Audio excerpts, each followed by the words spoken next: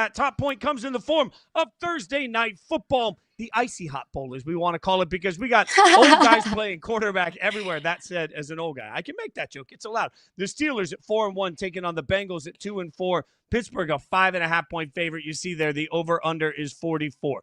The Steelers are 4-1, Caroline. What is it going to take? At what point does Aaron Rodgers become the story of the season with the Steelers' success? Honestly, Fitz, and call me a hater, call my bar too high. For me, it's going to take Aaron Rodgers winning the Steelers a playoff game. For Aaron Rodgers to be the story of the season, because that was the prerogative for the Pittsburgh Steelers. That winning enough games to make the playoffs and then lose in the first round of the playoffs has kind of been the Steelers' MO for the better part of the last decade. That they went into the season and signed Aaron Rodgers to a one-year deal and made all of those swaps defensively in order to win a playoff game. Were they the right decisions? I lean no. I don't think that's enough to win a playoff game. So if Aaron Rodgers does at 41 years old, win a playoff game for the Steelers for the first time in how long? That will be a story to me. But in saying that, how wild is it that Aaron Rodgers has been playing pretty well? The Steelers now have a lead in a division that we all thought was going to be competitive. Now we know it's not. But the Steelers have a lead in the division. Aaron Rodgers has been playing pretty well. And it's not a story. I remember it was not that long ago that Aaron Rodgers, whatever he said, whatever he did, whatever news or tea he had to spill on the Pat McAfee show, made headlines. It was the number one topic of discussion on every sports media show across the country, that we were all clamoring for Aaron Rodgers' next appearance on TV or on a podcast or on a radio hit just to hear what Aaron Rodgers had to say. Fast forward to now, and Aaron Rodgers is just kind of what? A secondary, tertiary story in the NFL. We don't really talk about Aaron Rodgers that much. I think that has something to say about these organizations. Maybe that says a lot about the culture within the Jets locker room and a lot about the way that Mike Tomlin runs his team. Because we can talk all day long about how the Steelers are 9-8 perennially every single year and how Mike Tomlin hasn't been able to win a playoff game over the last several years. But I think it says something that Aaron Rodgers, who had the documentary and the ayahuasca trips and the darkness retreats and was putting his foot up on a table, proving that he got a COVID vaccine, whatever that was weird, wasn't it? That all of the drama and all of the circus sideshow that came with Aaron Rodgers with the Jets is no longer with the Pittsburgh Steelers. Credit to the Steelers for that. I don't disagree with anything you just said. I just think, for me, if we're asking when are they going to become the story, I would loudly yell like Denny Green did back in the day, they are who we thought they were. That's what I would say about the Pittsburgh Steelers so far this year. I'm going to be consistent every time we talk about this, because what I said coming into the season is the Steelers would start hot and then they would fade in the back half of the season. Why? Because their schedule allows that. They've played one good team over the course of this season, one really good team. The Pittsburgh Steelers lost to the Seattle Seahawks. Everybody else they beat up on, there's a pretty good reason they beat up on them. Like, Aaron Rodgers has been good. It's fine. I'm not the one that decided the only line for success for the Steelers organization or playoff wins. Steelers fans have told me that. I'm the one that sits here all the time saying, you can't fire Tomlin. He does a really good job and your teams are always good. And Steelers fans tell me it's not enough. Winning games isn't enough. Well, now that you're winning games, that can't be enough. The only time that Aaron Rodgers becomes the story for the entire NFL season is if we're talking about Aaron Rodgers in the AFC Championship game. Then it will become this massive, is Aaron Rodgers back? What did he do? But Caroline, you made such a huge point. This is a one-year deal. So what if they win 10 games and they lose in the first round of the playoffs? Because that's what Steelers fans are going to tell you. Because that's how the Steelers organization believes. Like, if they believe that the only line in the sand is getting playoff wins, well, what's 4-1 matter? So far, the Steelers haven't played anybody, and Aaron Rodgers hasn't been a story, and that's fine. I don't care about his political beliefs. As hard as it is for Aaron to believe this, I don't really care about anything that Aaron Rodgers does other than play football. And when I see Aaron Rodgers, the football player, it looks pretty good. Is looking pretty good supposed to be the story? Well, if that is, then we're changing the entire way that we judge Aaron Rodgers. Like, we can't in one breath sit here and say, this is a former MVP, a Hall of Famer. No quarterback has ever spun the football better than he does. And then turn around and say, well, we need to make a bigger deal out of the fact that he's playing pretty well. Like Aaron Rodgers is Yeah. pretty good. The Pittsburgh Steelers are okay. They're beating up on bad teams. Let's see how it all plays out by the end of the year. But I don't think there's anything that happens in the regular season that makes Aaron Rodgers the story until there are playoff wins coming at. Now, the question is then, at what point do we turn around and decide that we're going to believe in this? Because the Steelers are a 5.5-point road favorite. Joe Flacco looked comfortable. Is there any case in your mind that Cincinnati can somehow win this? Because if they beat the Bengals, they're 5-1. This conversation only continues. Do you think the Bengals can do the impossible? Well, but to your point about Aaron Rodgers, if you think that he should be a bigger story, just take a step back and see what you're talking about. Former league MVP and future Hall of Famer is playing okay.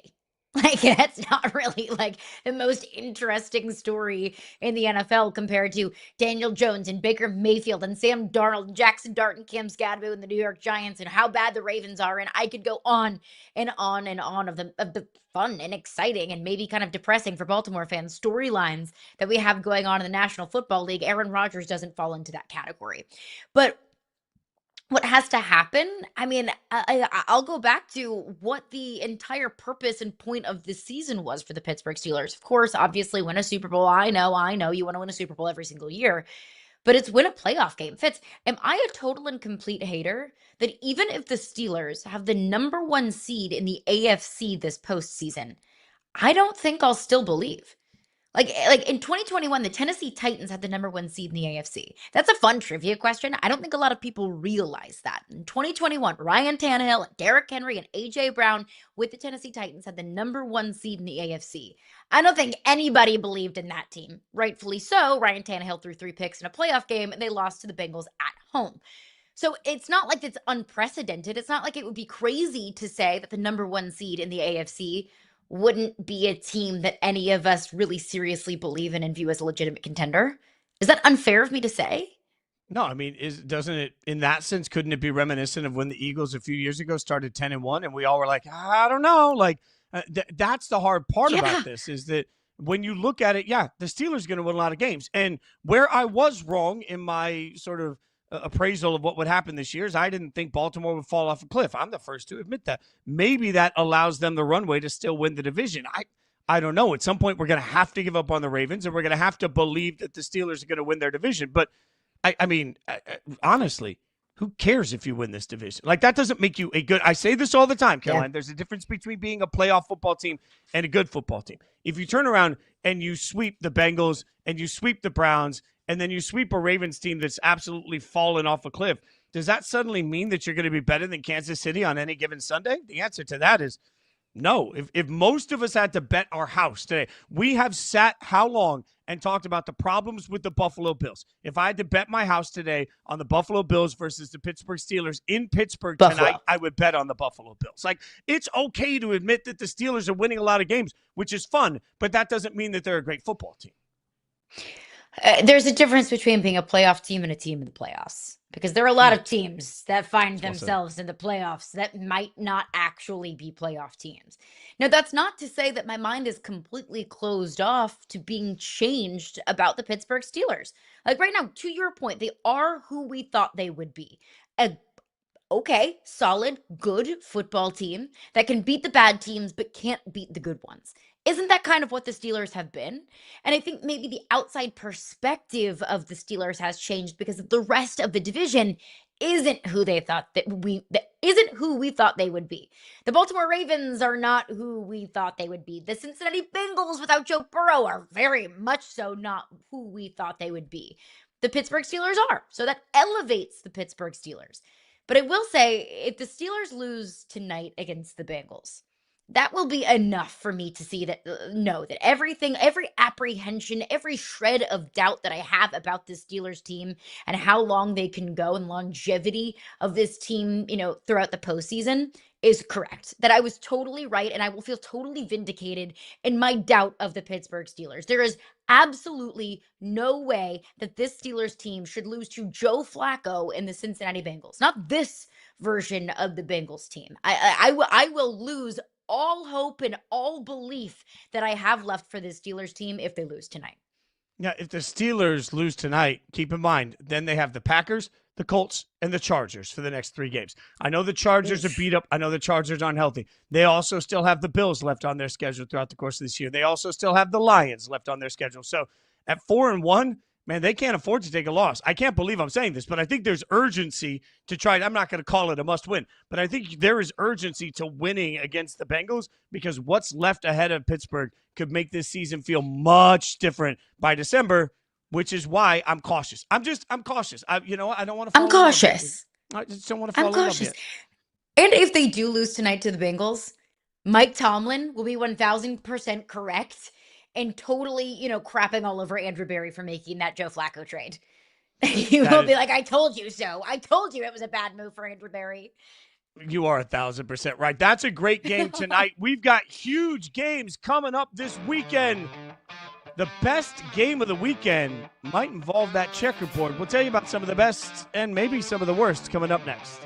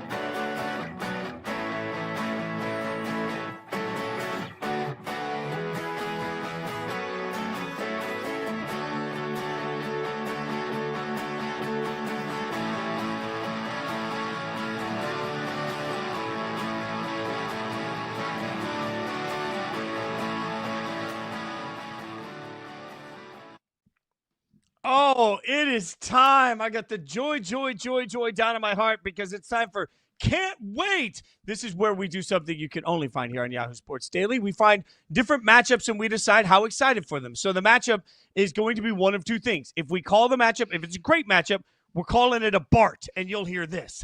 Can't wait. Oh, that's amazing. If we're uninterested in a game, that would be the opposite of a Bart, and that's what we would call a fart, in which case you will hear... It's just... Oh, it's just like such a...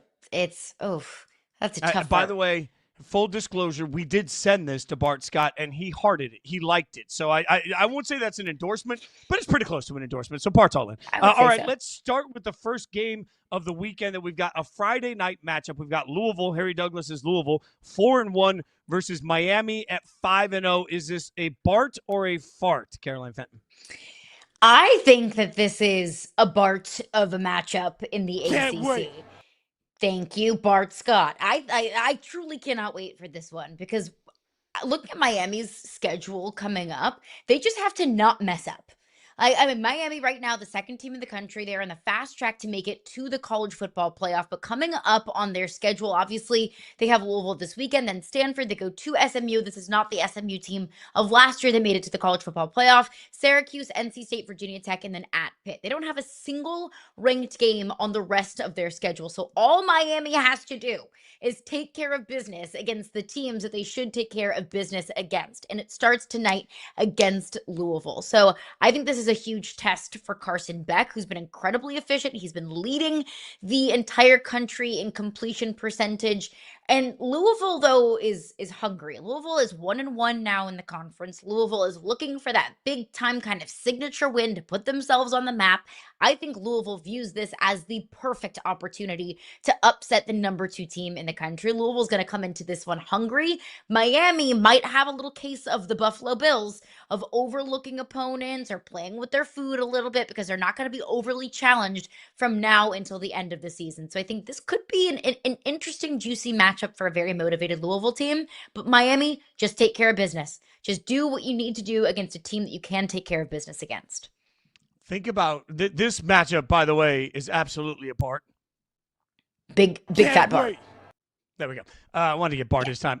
Look, think about how different this matchup looked a week and a half ago. Louisville drops their game to Virginia that I think was a heartbreaking loss for them, obviously. But this is a Louisville defense that comes in number 1 in the nation in EPA against the pass on defense. They are a passing defense that can handle a lot. And they've had a bye week, right? They've gotten a little bit of extra time to get ready for it, a little bit of extra juice in their loins for this. So I think that what you get is the Thunder of the Gods, the most fired up version of Louisville that you could get. Now, that being said, I think Miami's a better football team. And that's why even though Louisville's 4-1, and you can make the argument, especially before the loss, but you can make the argument that they deserve consideration in the bottom tier of that top 25. I think there's a far difference between the bottom tier of that top 25 and where we are at number 1. So I'm with you. I think this one is an absolute Bart. What about next up, Ole Miss versus Georgia? We Bartin' or farting? This is a fart for me. That's what that game's going to be. It is. And last year, I know it was amazing. It was wonderful that Ole Miss got the win at Vaught Hemingway. They did the impossible. They took down the Georgia Bulldogs. Not this year. Not this year. Kirby Smart is not going to get got twice, 2 years in a row by anyone not named Alabama. Anybody remember the last time Georgia played in Athens? They got their butt whooped by Alabama. That doesn't happen. Georgia doesn't lose at home. This matchup is completely different than the one that we had last year. Georgia can run the ball incredibly well. Ole Miss cannot stop the run. I think their run defense was maybe inflated against LSU, a team that really struggles to run the football. And Ole Miss doesn't have those same big bodies on the defensive line. Walter Nolan, Princely Umamielen, who were pivotal in taking Georgia down last year. So I think Georgia is motivated being back at home. Last time they played there, they lost. I think Georgia is motivated after a very close win over Auburn this past week. And Ole Miss kind of got caught sleepwalking against Washington State last week at home. So I think Georgia rolls, and I think Georgia wins this one big time. It's going to be a snoozer. Turn it off at halftime because it'll be done. It's a fart. Oh, no, this game's a Bart. It's a Bart. Look, you're right. Everything you just said makes so much sense. But here's my counter to it. The Georgia offensive line has used, 6 different combinations throughout the course of the year? They're devastated by injuries. And you're right. That Georgia still can run the football, and Ole Miss can't really stop it. So Ole Miss is going to have to sell out to stop the run, and that's going to be their strategy. On the other side, Georgia's defense, particularly the corners on the edge, they got beat pretty bad in some one-on-one matchups. So can Lane Kiffin figure out a way to expose some of those one-on-one matchups? And my God, Caroline, if not now, then when? If we're looking at Ole Miss and saying, hey, this is a team that's really ready to compete for a national championship, I think part of the reason they did lay a bit of an egg in their last game is that it's kind of a trap game. We talk about trap games a lot. You're going to get the best of the best from Ole Miss here. I think this game's a flip of the coin. So I hear you that, there are definitely the elements of Georgia that I fall in love with, but this is also the same Georgia team that I thought was going to just flummox Alabama, and none of that happened. Ole Miss should have the ability to come in and take advantage of some of that corner depth issues that Georgia has. I think this is a close football game. I give it a part. What about LSU versus Vandy? LSU, Vandy, clearly a part, right? I don't want to talk about it. I don't want to talk about this game. I don't want to talk about it. This is the first time ever in Vanderbilt's history that they are favored against a ranked team. Look, this will be one I will not be surprised if it goes either way. I will not be surprised if LSU's offense struggles mightily. Garrett Nussmeier is very obviously not right. He's banged up. But I think everyone's focusing on LSU's offense. And look, LSU's offense is truly dreadful to watch. It makes me look back to 2019 and 2023, like the good old days. But LSU's defense needs more credit. LSU's defense is playing at a championship level. So if LSU's defense keeps Diego Pavia in check and forces turnovers, that was kind of the path for Alabama beating Vanderbilt, was forcing turnovers, especially in the red zone. That's LSU's path to winning here. But I think I mean, if LSU, I think LSU is going to struggle to put up like 14 points. Like, I think if LSU is able to score like 17 points, they win this game. That's how dreadful this offense is, but also how good this defense is. But overall, I don't want to talk about it. No, this game's a Bart. This game's a Bart because at the end of the day, I'm sorry, Caroline, but Diego Pavia is the quarterback I trust the most. Vanderbilt is going to win this football game. I am sorry to say this. And then College Game Day is going to be headed next Saturday to Tennessee. Like, we should just book a trip to Nashville now next Saturday and hang out on the set of Game Day because that's where it's going to be for Vandy, Missouri. I'm calling it early. Vandy gets the big win. I'm sorry. It doesn't bring me joy when you're unhappy. The next one on the Bart or Fart, looked at Diego Pavia. How can I not love that guy?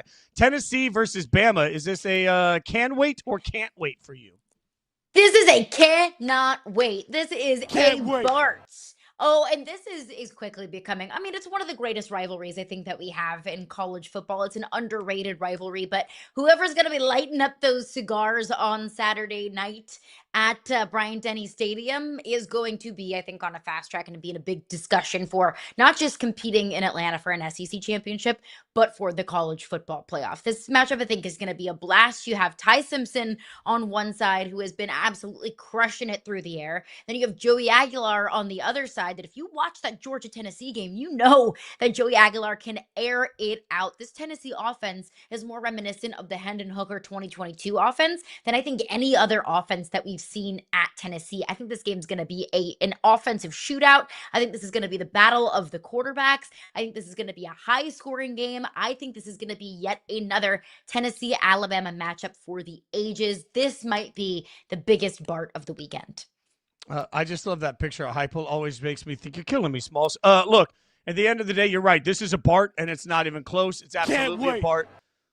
There are certain times that mean more, and I do mean that legitimately, not just the SEC saying the third Saturday in October is a special time in college football. If you have any allegiance to Tennessee or Alabama, frankly, these two teams could be winless, and the third Saturday in October means something. So now that you've got two teams that are 5-1, two teams that I think are both headed to the college football playoff, the question isn't to me which one of these teams is going to the playoffs. The question is which one of these teams can try and find their way to the national championship. If Tennessee wins it, we're going to have to put some respect on their name in this conversation. If Bama wins it, then it is time to just start talking about how good Bama looks this year. This is a narrative maker, so it's an absolute Bart. One more real quick. Utah, BYU. Let's get some West Coast football. Bart or Fart? Oh, it's a holy war, Bart. Can't wait. Cannot wait for this one. Utah, BYU, a clash in the Big 12. I mean, do not look now. I know we talk a lot about Texas Tech. Of course, we absolutely should. We have a fun little Texas Tech surprise waiting for everybody at the end of the show. But Texas Tech and BYU both are undefeated in the Big 12. They're both 3-0 in this conference. This would be a massive statement for BYU to take down Utah and vice versa. If Utah is able to get back into the win column in conference play, they're now 3-1 in the Big 12, and we can start talking about Utah finding themselves in the Big 12 championship game. This is a ranked-on-ranked matchup with two teams that have a lot of history and two fan bases that do not like each other very much. So yes, holy war Bart from me. I cannot wait for this one. It's Fart. It looks to be a good game. It's fine, but it's like 8 p.m. after the long day that we've had of all this other action. I'm going to be exhausted. This game, I'll say this in a way that doesn't get me fired. This game is a cigarette after the rest of the day. Let's just say the rest of the day is, and this is the cigarette afterwards. You're just sitting there like, it's fine. It's fine. It's Fart. It's fine. That's your East Coast bias showing, Fitz. Yeah, 100%. That's 100%. Yeah. I fully embrace. Come at me, bro. This is my East Coast bias for everybody that wants big time ECB. I'm gonna be tired by then. I am going to be tired. All right, I'm tired of this whole part of Fart. We're gonna move on now to Major League Baseball. One of the best in the business, friend of the show, Dani Wexelman, going to join us next. We'll figure out what the hell happened last night to Seattle.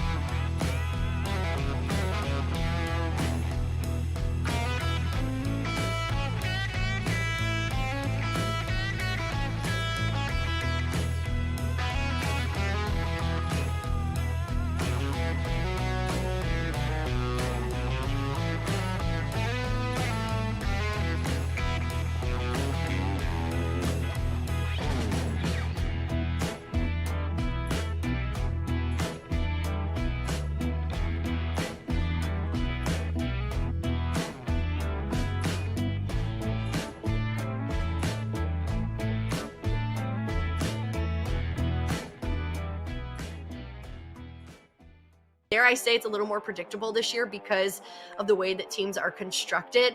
But I'll eat my words, I'm sure, and someone will say something mean eventually to me. But that's what I've got. Let's go Seattle, Milwaukee in the World Series. Look at that. That prediction was heard from baseball reporter for SiriusXM and ESPN, Dani Wexelman, back on September 30th on this very show. Now, Dani, I don't know if you know this, but once you make your second appearance on the show, you become friend of the show. So, Dani Wexelman, friend of the show, joining us now. How are we feeling now? I mean, you made the prediction. Your prediction is still alive. Do we feel confident about it? Well, first of all, I really appreciate you guys having me back again. Obviously, being called friend of a show is like the best compliment ever. Do I think that it's still holding true? I do think that it's possible. I think that I made the prediction in hopes that it would at least be a really competitive series against the Dodgers. I'm shocked. I'm shocked that the Brewers are down 0-2. I was shocked that the Jays were down 0-2, especially having home advantage, especially because Canada has had these incredible crowds. We were there for Canadian Thanksgiving. Like, I was shocked that both of these series went down so quickly. And I know we're going to get into what happened in Seattle in a moment. But yeah, I think they still have legs. I still think the Mariners are a really good team. I think they're a World Series bound team. But the Jays found a little life. They smelt the Seattle air. They got some coffee in them and came back to life yesterday, which was great news for baseball fans. This is great for baseball fans. Yeah, let's get into that. And let me just state for the record, I do acknowledge that I was wearing the exact same shirt now in that clip that I am wearing today. Dani, I promise I have different clothes. I do. We love outfit repeaters. No, I wear the same things all the time. Yeah. So excuse me, with that, we'll have to have you back a third time so I can wow you with my fashion choices. Let's get into what we saw in Seattle last night, because after those first two games in Toronto, I said, pack it up. It's done. The series is not going back to Toronto because the Mariners have been so dominant. They flipped that script last night. How different do you now feel about this Blue Jays team, about the series after the offensive fireworks that we saw from the Blue Jays last night on the road? It wasn't wrong to think that it was going to finish and wrap up here in Seattle, right? For people who aren't as familiar, this part of the postseason is a 7-game series. The games before were 3 and then 5, and now we get to the good stuff. And so the opportunity to go back to Toronto is a steep, steep climb for the Blue Jays, right? It's a 2-1 series. I thought that yesterday there was a great opportunity for them to finally get back on track. I think sometimes there's this thing about playing in front of your home crowd in the postseason that creates a little extra stress. And I think too, for both of these fan bases who are so starved from meaningful postseason baseball, right? The Jays haven't been back to an ALCS since 2016. They haven't won the World Series since 1993. Seattle hasn't been back to one since 2001. They've never been to the World Series. Here's the thing about the Toronto Blue Jays, right? They had one of the best offenses all of regular season. They scored 34 runs on the New York Yankees in the ALDS, and they have a potent lineup 1 through 9. Ernie Clement is batting in the bottom of the order, and this is probably a guy that fans aren't as familiar with. There's something to remember here, is that unless you're a Jays fan or you live in Canada, you're not watching the Toronto Blue Jays. They didn't get national coverage. Nobody had any idea how good this team was unless you are inside this sport. And so for them to be held down the way they were, only 4 runs in the first 2 games of the LCS, there was no way that was going to continue.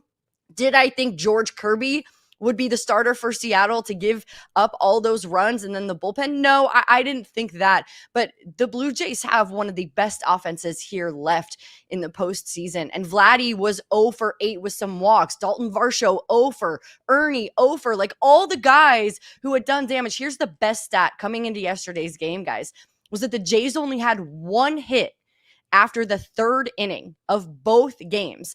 That is just like deflation at its finest. And so there was no possible way the Jays were still going to be held down. And what they do really well is they just hit the ball. They hit.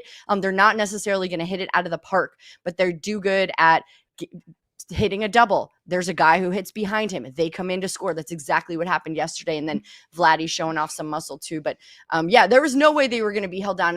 I'm glad they won to make it a series because they're not that bad of a team. Oh, I'm with you that postseasons are more fun when they go to 6 or 7 games. That, Yeah. I'm although I picked the Mariners to go to the World Series, I'm not rooting for the take. I'm rooting just to have fun. But we have Max Scherzer on the mound tonight for the Blue Jays. And obviously, Max Scherzer has seen a lot of postseason baseball. He, for the most part, overall in his career, has been nails in the postseason. But in his last 2 postseason outings, they've been some of the worst of his career. You go back to 2023 with the Rangers, a 6.52 ERA in the postseason. The year before that with the Mets, a 13.5 ERA in the postseason. So what Max Scherzer do we get tonight? The Max Scherzer that we all know and love, or the Max Scherzer that we've maybe seen in recent history? Well, let me give a little background too, and let people know that Max and I are both from St. Louis. Max went to Parkway Central High School. I went to Eureka As did High School. I. The exact. See, I want to remind people too. He went to Mizzou, so like I don't have bias here, but I just want people to know the context here. So I'm always rooting for Tigers. Here's the thing. I'll take it one step further too. His last couple of starts in the regular season weren't good. He was 0 for 3 in his last few starts. And so it's not just necessarily the postseason. But here's the thing is that when you have a first ballot Hall of Famer who's taking the mound in a game that isn't necessarily must win, but man, would the Jays love to get one more here in Seattle and try to send this series back to Toronto, or even better yet, that fan base probably wouldn't mind if it wrapped up and they punched their ticket to the World Series here. They could still do that, right? And so like watching Max and how Max works and the shark that he is and how intensely focused he is. We got to talk to him 2 days ago when we were in Toronto, and he had thrown 95 pitches in his last bullpen session. Like, he was locked and loaded. He knew a few days ago that he was getting the Game 4 start. This is not a surprise to him. This isn't a last minute thing for him. They knew that he was going to get the ball now. And so he's been preparing for this. He was left off the ALDS roster, which was an interesting move, but it paid off for John Schneider in the ALDS. Now it's a best of 7. He needs his starters. His bullpen is taxed. Here's the thing. Shane Bieber only went 2 2/3 against the Yankees. It wasn't a good outing. And then yesterday against Seattle, he goes 6 innings. He punches out 8. He had some runs given up in the first, and then he settled in. Max knows how to do that. When you don't have it in baseball, you have to find a way to win. Max Scherzer knows how to win. He's a winner. He's a competitor. And that's what you need now. You might not have the stuff, right? You're not going to be wowed by the velocity.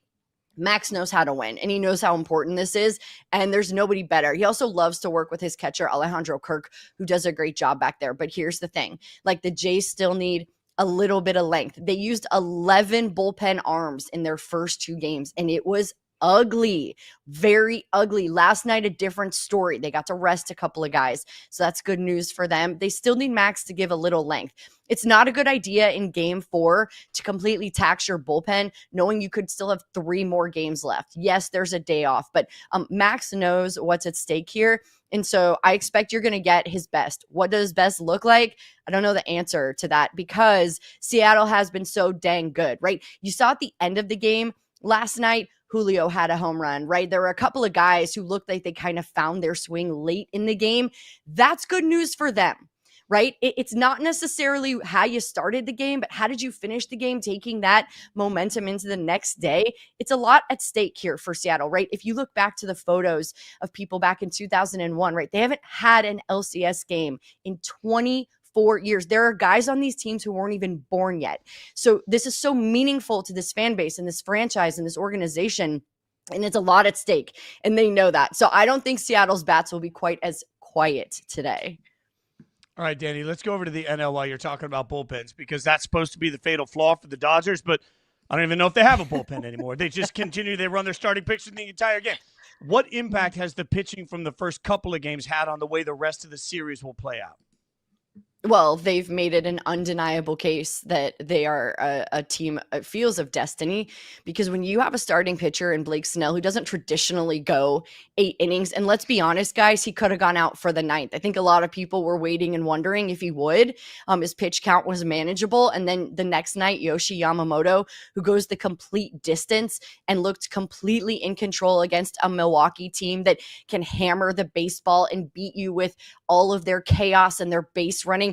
They were very in control and not having to touch the bullpen. I did feel like Blake Trinan, I was shaky, right? He's been shaky in the postseason for the Dodgers. Roki Sasaki, who was nails during their wild card round and their LDS round, right? Like maybe looked a little more human in his outing as well. But what they did is unheard of. I don't think we could ever say enough or appreciate enough what their starters did. And don't forget last season, guys, during the postseason, the Dodgers couldn't pay their starters to go deep enough in games. They had Brent Honeywell coming in to just soak up the innings and do what he could so they could survive another day. And so for their starters to lock in that way and for Yamamoto to still be so new to Major League Baseball is exceptional. What they're doing is not a normal thing to see in the postseason. In fact, the average length of the starter the past few years, guys, is 4 1/3 innings, right? So not only did they succeed and go past that, right? They almost made a joke out of the standard of a starting pitcher. That is a different level that most teams cannot unlock in the postseason. And the Brewers are very good. This is not a lay down, easy layup series here for Los Angeles. Milwaukee was one of the best teams all season long. They have gotten away from their brand of baseball, and the Dodgers have capitalized here. I want to transition into some rumors that we've been hearing swirling around the baseball world about Albert Pujols potentially becoming a manager in 2026. We first heard some reports about him being tied to the Angels. Now hearing some reports about him potentially getting some interest with the Orioles. Do you see Albert Pujols potentially taking on a managerial position in 2026? Yeah, Albert Pujols will be a manager somewhere. I'll be shocked if it's with the Baltimore Orioles. I think that that's maybe a leverage move more than anything. The Angels are paying Albert a lot of money to be a part of their front office and a part of some of the decisions that they're making already. That was a part of his contract when he signed with them. It would be absurd to think that there's somewhere else he would go to manage, plus having that role with the Angels that feels messy and a little chaotic, even though that's kind of the Angels' way. I think that this feels like a layup for Albert to be a part of this organization. He already played with Mike Trout, right? He had a lot of meaningful years with Mike. I think you have to pick somebody who knows how to manage a guy and a superstar like Mike Trout, even if maybe he's at the other side of his career. I'm not even going to say the tail end because I can't underestimate Mike Trout, but Albert did have, as you see, experience managing in the Winter League. He has experience just kind of knowing players and being in an organization, right? Like he was with the Cardinals during their prime. He learned a lot from John Mozeliak and that front office during his prime. The Angels, though, I will say, are not one Albert Pujols away from getting back to a winning record. That's not going to make the difference no matter how good he is. That team to me is just so frustrating in the way that they are organized and put together, and the lack of support that they get, and whether they have the funds or not. They're not an Albert away from being successful, but I think the world of him. I obviously got to watch him in St. Louis, as did you, but I'm excited. I wouldn't expect it to be with Baltimore. I would expect the Angels to get this signed, sealed, delivered pretty soon here down the stretch. Well, we think the world of you, Dani. Dani Wexelman, thanks so much for your time, your insights. Hope your World Series prediction is right, just so we can have you back on and gloat to the world about how well you did it. But thanks for hanging out with us. Thanks, Listen, Dani. I'd hate for it to be a fart of a prediction, so I hope that it works out, and I appreciate you guys. That is well played. And no, it's a total part. Well you are a played. total part. Can't wait. Thanks so much, Dani. We appreciate you. Dani Wexelman doing a great job covering the World Series, or the road to the World Series, I should say, with us. Coming up next, it's Thursday, and that means thirst traps are everywhere. Trap games. We'll tell you about it next.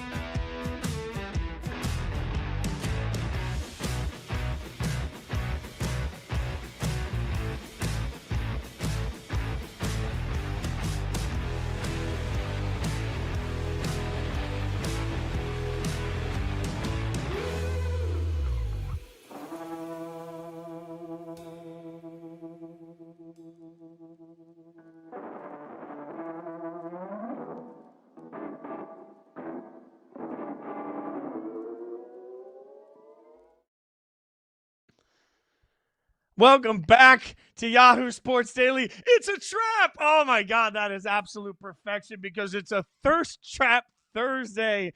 Oh, this is where we're gonna pick What a is trap that? game that you need to keep your look. Is that a come on. fish? Are you not in on Star Wars at all? Are we not? I've Are we? never seen Star Wars in my life. I know. You know what? Is that what that is? Okay. Yeah. Okay. Yes, it's a trap. It's too much. Look, if you could just, Sorry. Caroline, if you could just take like a few hours. I'll be honest with you. I know we have to get right to the content. I would just say, I spent for years of my life every Saturday I rewatched the original Star Wars every single Saturday because it just made me happy Saturday morning. So go back and watch Star Wars. You'll get it. All you Star Wars fans. I feel like I'm going to be too busy for that. Okay. All right, I we got a lot. I feel like I might have plans. But you're that not day. too busy for the Holy War at 8 p.m. on a Saturday. Okay, fine. You're damn right, Thursday. Fitz. This is facts. This is where we give you a game. We're each picking a game that we think could be a trap game. And when I say we're right, my God, are we right all the time on this? In fact, even when we're not right, we're still close. If you look against the spread, we're crushing it. If you look at just the overall money line, we've given you a lot of winners on the whole. So give me a trap game that stands out to you, Caroline Fenton. Your Thirst Trap Thursday game is one of, I think, the greatest rivalries that we have in college sports. We have a lot of those coming up this weekend. But don't look now. But I think the Notre Dame Fighting Irish are about to get trapped when they host USC this weekend. And just look at that Photoshop. We normally, our wonderful producer, Doug, will Photoshop like abs onto a coach. Yeah, And, like where's make them look Marcus really Freeman's pretty. abs? You don't have to do that. Marcus Freeman's already got him. Like that man's a thirst trap in and of itself. You don't have to, do any sort of doctoring to that. Marcus Freeman is just fine.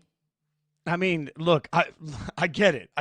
There are certain people I that love you that they're walk at the into a Blarney bar and you'd be Stone. like, I understand it. Like, look, I Get it. get this. The Blarney Stone, even the USC Trojan in the background saying, why don't I look like that? I get it. This is well done. I'm just disappointed. I wanted Marcus Freeman, dripping abs. Go ahead. Tell me about it. And look, I don't mean for Andy Reid to catch strays on this lovely Thursday morning, but if you put up two pictures of like Andy Reid and Marcus Freeman and you're like, those two guys do the same thing. Like they have the same job.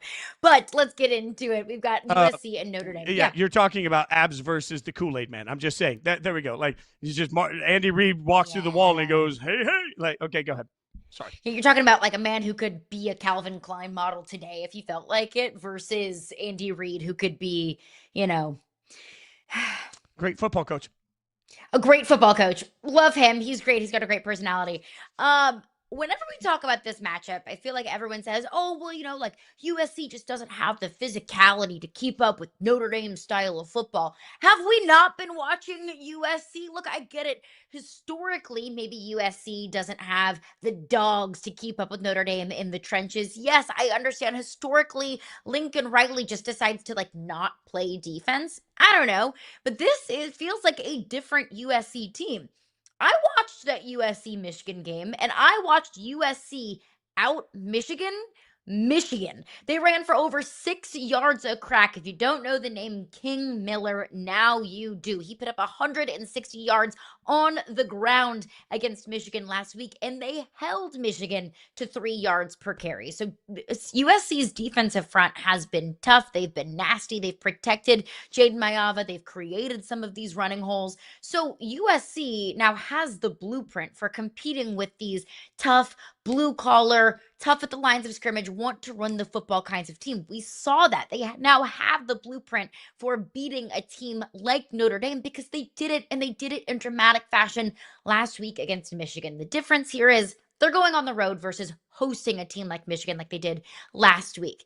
USC has not won at Notre Dame, and I don't think it's been since I was a freshman in high school that USC has gone on the road and beaten Notre Dame, but I think this one is different. The spread is 9.5. 9.5. It's not often that I think that I'm smarter than Vegas. This might be one of those instances. I think USC puts themselves in the national discussion when they go on the road to Notre Dame and take down the Fighting Irish, and the Fighting Irish are officially eliminated from CFP contention.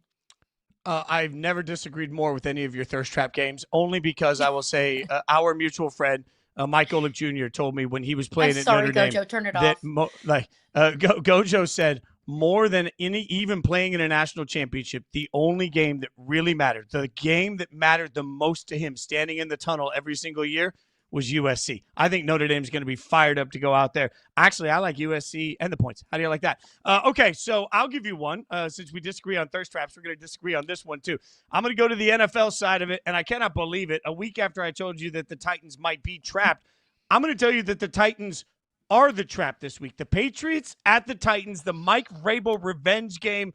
There is a trap game element to this. Oh, no Vrabel abs this week, just Vrabel down on lower broad, which is likely how he'll be out there just celebrate on a bachelorette party bus. Like it's just scratch. Oh yeah. Next one of those, like, which I've never understood. Like, why would you ever want to pedal yourself? Like, have somebody drive you around. You don't want to pedal yourself. Vrabel and cowboy hat also. It's a good looking man. I'm not gonna lie. Yes. Let me give you this little fun fact. All right, team since 2020. All right, team since 2020 in their first game after an in-season coaching change. 10-4 against the spread, right? So 10-4 against the spread, the underdog teams in the first game after a coaching change. The Titans changed their coach. What's that tell us? It tells us that things are going to be different. And Mike McCoy, the interim head coach of the Titans, when asked at the podium how they were going to change the usage of Cam Ward, said, I can't tell you that because New England coaches are going to be watching this press conference and we don't want to give anybody any indication of what we're going to do. There's just enough in the game planning to be different. And while I hear everybody say Vrabel is ready for this one, so is Amy Adams-Strunk. Like, there was just this moment of everybody in the building knows if you work for the Titans, you know how important this game is to her. And I'm not saying she motivates. I think she's the opposite of that. Somehow she makes things worse when she tries to motivate. But I do think this. I think everybody that wants to continue to have a job understands that going out there and just getting railed by the Patriots is not going to help your case. Every single coach is still every single week fighting to remain employed. These players are going to band together under McCoy. There's going to be a little bit of an extra spark, and for that reason, just thirsty enough for a little bit of a trap game for the Patriots, who are favored by 7. See, normally Fitz, I'm like, okay, I see the line of thinking here. This one, no. We're doing a lot of disagreeing today. You mentioned Amy Adams-Strunk, the owner of the Tennessee Titans. Yes, this game means a lot to her because she doesn't want to look silly and stupid for moving on from Mike Vrabel because she hears the noise. She knows that everybody's been calling her silly and stupid for moving on from Mike Vrabel. You know what other game means a whole heck of a lot to her every single year? The Houston Texans game. Of course, obviously, if you understand the history of the Tennessee Titans, they were the Houston Oilers, moved to Tennessee. There's a lot of contention there between the city of Houston and the Adams family, and the Titans still lost that game. In fact, they got completely blanked 26-0 by a Houston Texans team that I don't really think is all that great. So yes, Amy can, put the fear of God into this team all they want. This can mean the world to Amy. The Titans are just too dysfunctional to take advantage of that. The Titans are just too dysfunctional, I think, to trap anybody. Mike Vrabel is going to be fired up and ready. Mike Vrabel is a petty head coach, and I say that with all of the love in my heart because I love and appreciate pettiness. I just think the Patriots have been too much on a roll. Drake May has looked too good, and the Titans are too dysfunctional.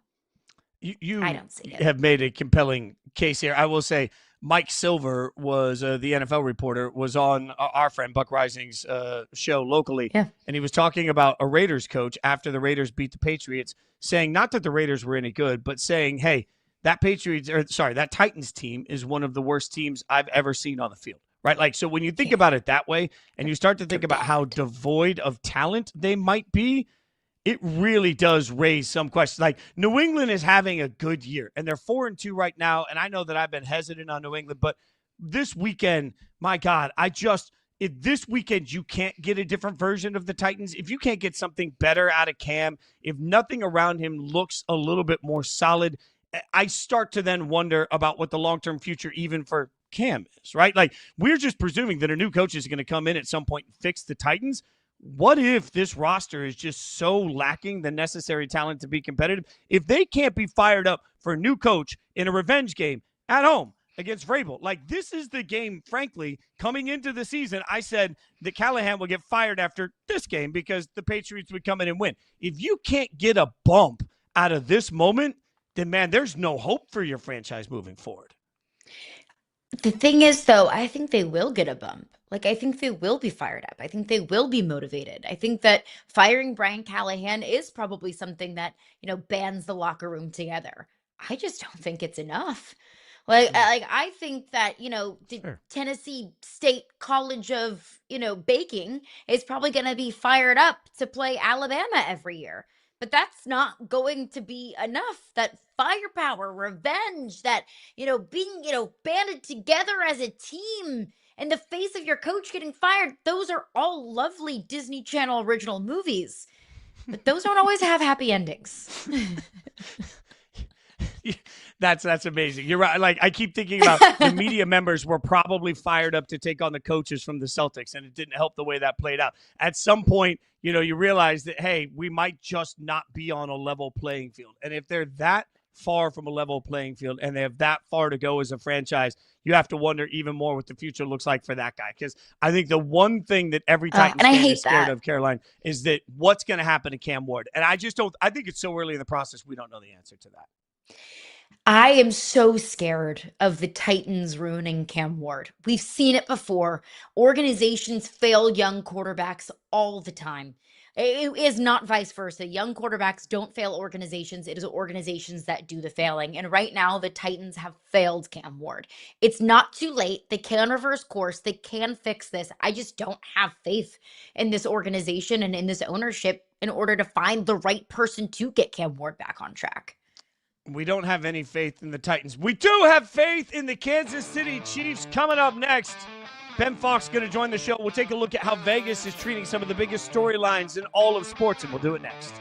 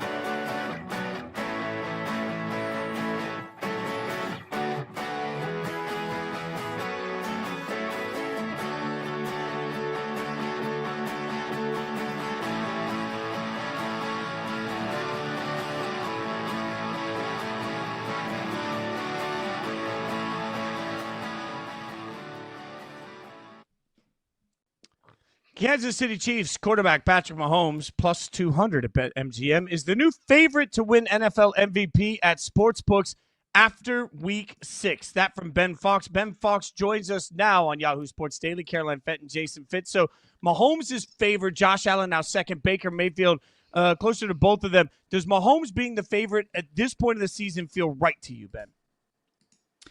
Yeah, I think it does. I mean, it's one of the things we talked about last night actually on Inside Coverage is remember these odds are reflective over the course of the season, right? This isn't who is the MVP right now. This is when the voters vote at the end of the season, who do we think will be MVP? I think you could make a very strong argument, and I would probably be on the same side that Baker Mayfield is the most valuable player right through these 6 weeks that we've had so far, just given the injuries and everything else that's happened with him. and that team and going 5-1. Like the Chiefs are still 3-3. It's not like they're 6-0 here, but we know Patrick Mahomes obviously has already won the MVP a couple of times. He was actually 18-1 a couple of weeks ago that you could have gotten him. Then 10-1, then plus 450, and now the favorite at 2-1. And Josh Allen certainly is right there. He's now overtaken back in the second position at plus 275. Baker at plus 325. This is going to be a race the whole season. I think there was some buyback on Josh Allen when I think he was over plus 300, maybe plus 350. People buying back on that. And these teams play in week 9. So the Chiefs will play the Bills and we'll get kind of that unofficial, right? Josh Allen already faced Lamar Jackson, who was the MVP favorite heading into the season. They won that game. We saw Allen's odds improve a lot. Lamar Jackson's drop. Obviously, Lamar gets hurt. He's kind of out for a little bit. And so not really in the race.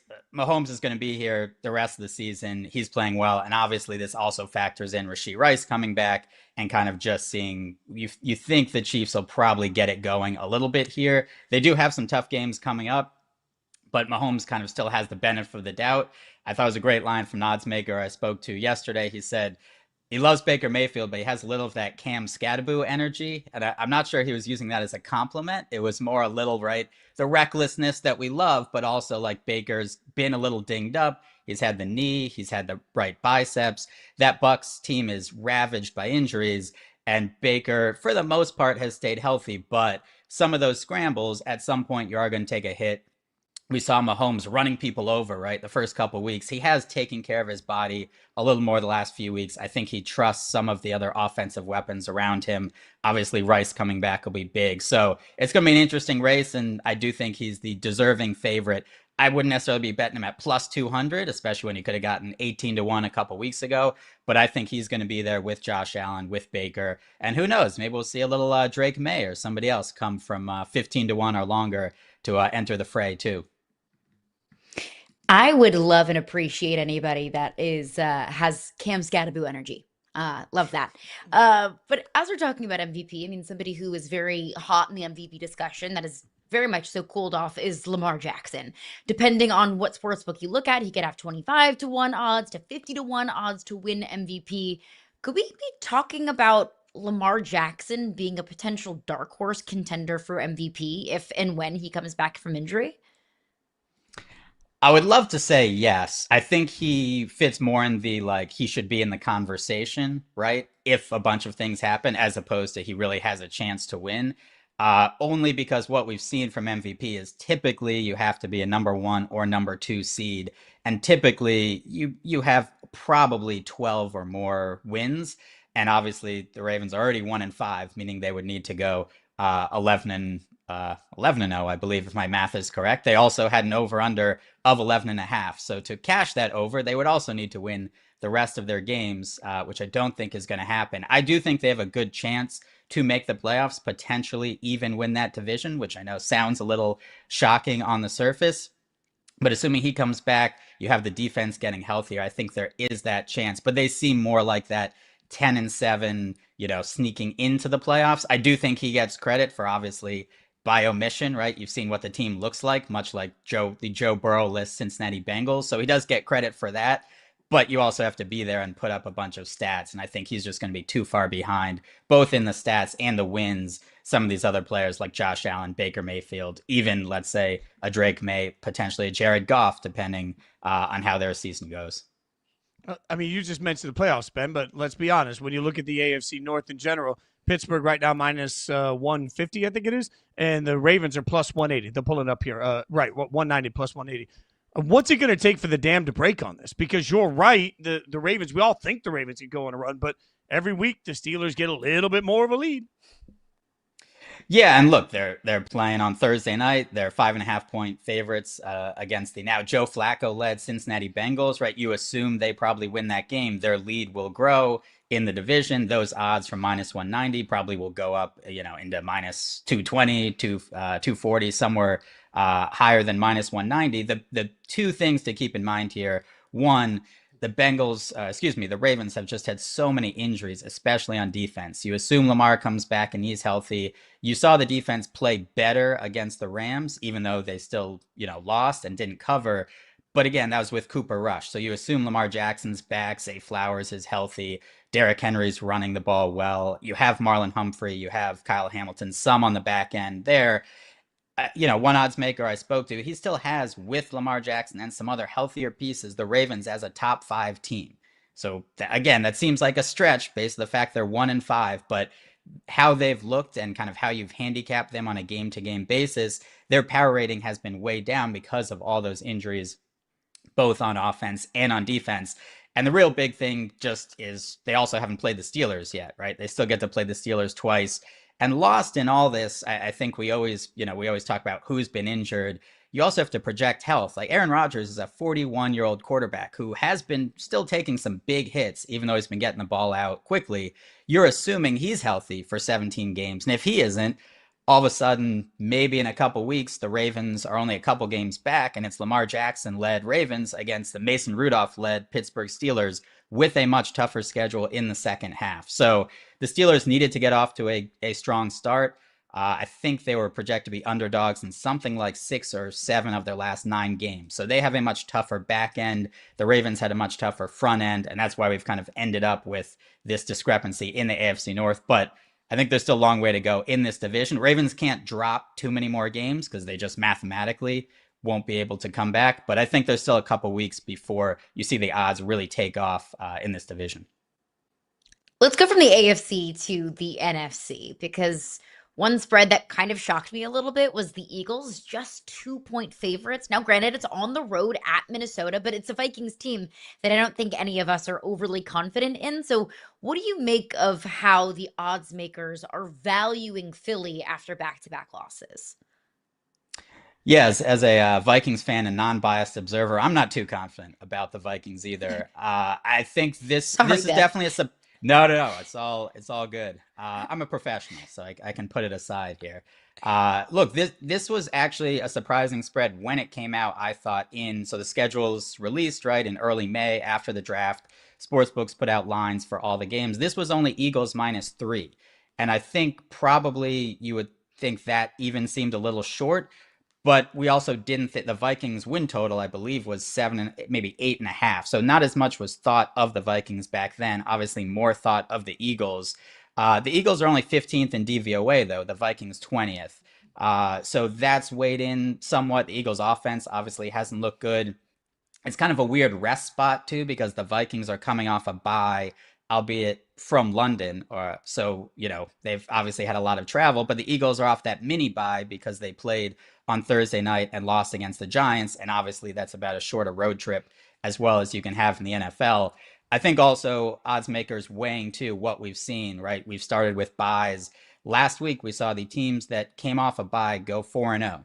Every single team won their game and they went 3-1 against the spread. The only team that didn't cover was the Packers as that big 14.5 point favorite against the Bengals. So I think that's why it's skewed a little bit under a field goal and favoring the Vikings. Vikings also potentially getting a couple defensive players back and assuming the rest kind of in health of that bye. But it's a really interesting spread. And the Eagles as well, they just haven't been that impressive, right? They've gone 3-3 against the spread. They have won more games, but that 3-3 against the spread includes that miracle cover against the Rams where Jordan Davis ran it back for a touchdown at the buzzer. That also very easily could have been a loss. So just given, I think, how they looked against the Giants in that game, that was kind of a blowout. Thursday games are always bizarre, but that was an even more bizarre one. I think that's why this is under a field goal. But it'll be interesting to see how this moves as we get close to the weekend. All right. I know we usually spend a lot of time talking NFL, but the NBA season is right around the corner. It's about to tip off. It's our last chance to talk to you before the season tips off. So wanted to get a couple of NBA news and notes in here, especially trying to figure out the Atlanta Hawks. All right. The Hawks opened at 250-1 to win the NBA Finals, right? They're now 30-1. What's Vegas seeing? Are they a sleeper team in the East? Yeah, I mean, the East is wide open, right? And so I think this is a combination of the Hawks, right? That opens before free agency. And so the Hawks, you get Kristaps Porzingis, Jalen Johnson's coming back, Luke Kennard. Unfortunately, my guy, Nickeil Alexander-Walker, is a nice piece for them. So they have kind of this, this nucleus, obviously Trae Young. They've always been that team that seems like they're perpetually in the play-in. but immediately you have to also raise them just because the Bucks, you're not sure what they look like. Is Giannis even going to be there for the whole of this season? Obviously, Dame Lillard not there. Tyrese Halliburton out. So the Pacers get knocked down, the team that won the East last year, and the Celtics, Jason Tatum, maybe he comes back later in the season, maybe not. So all of a sudden you have these 2 or 3 teams you thought would be above them. You kind of move them up, I think, with the Magic. And that's why we've seen some bets, but mostly just I think this is moving just based off of those other teams and some of what the Hawks did in free agency. Because there was only, I believe yesterday, 0.4% of bets. I think it was 0.9% of the overall handle. So about 1% in that futures market for the championship on the Hawks. So it's not like there's been all these giant bets on the Hawks. I don't think people are running out to bet them. I think it's just more reflective of odds makers see, hey, this team could potentially come through the East or make more of a run than we think. We don't want to be offering them at 50 to 1, 60 to 1, 80 to 1, just because of how wide open that East is. Okay, let's transition into some college bets because this was my trap game of the week. USC at Notre Dame. Look, I understand it's been a long time since USC has won in South Bend, but 9.5 points in favor of the Fighting Irish with USC coming off of a big win against Michigan. Help me make sense of this line here, Ben. Yeah, it's definitely an interesting one. The public early, as you would expect, taking the points and backing USC. They're saying, "Oh my, you got 9.5, potentially 10 points." Yes. The big thing to remember is just as we've mentioned before with Notre Dame, right? They already have those 2 losses, and much like you might say with Patrick Mahomes, you pay, and the Chiefs previously, you pay a little tax, right? Same thing like the New England Patriots back in the day. You're going to pay a little more of a tax probably than if it was a different team, because not only do they need to win, and potentially not only do they need to cover, but they need style points, right? And so these lines get bumped even a little bit from potentially where they should be, because we have seen Notre Dame the last few weeks win and blow teams out, knowing they not only need to win, they need to make it look good, because they really can't lose presumably another game if they want to make it into the college football playoff. And their schedule at BC, Navy, at Pitt, Syracuse, at Stanford, not exactly murderer's row in terms of who you're playing and to impress the committee. So this is a big game. Obviously, they need to win and win big. But it is a lot of points against a USC team that just played well. A little travel, right, coming, from the West Coast to Notre Dame, but it does seem like a little higher, probably getting a couple points of value if you want to back USC. For Notre Dame, it's what Bill Simmons would call a kitchen sink game, right? This is it. You have to throw everything into this. They obviously have to win and win by margin. So it'll be interesting to see, but no surprise, I think that the public is seeing this line a little high and backing USC. Yeah, the win by margin part of it's really interesting because, as you mentioned, you only get so many chances to get resume ticks for the College Football Playoff Committee, and the rankings right around the corner. There's always something about a big win right before the committee meets for the first time that I think impacts their mindset. Ben, appreciate your time as always, my friend. Thanks for the great insight. Can't wait to see you again next week. Have a great weekend, my friend. Thanks, Ben. You too. Ben Fawkes hanging out with us. Okay, got plenty to get into, including one of the biggest games of the weekend, Rams, Jags. International game with some international flair. We'll tell you about it next.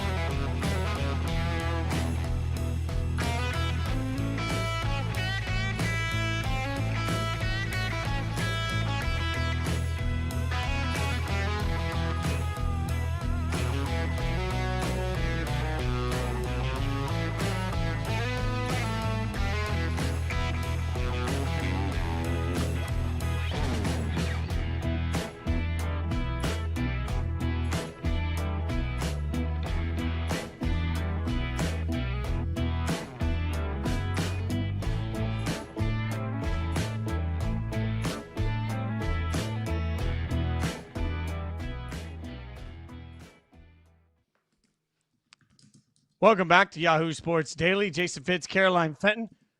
Bottle of water or a bottle of water? I'm terrible with that. What was that one more time, Caroline?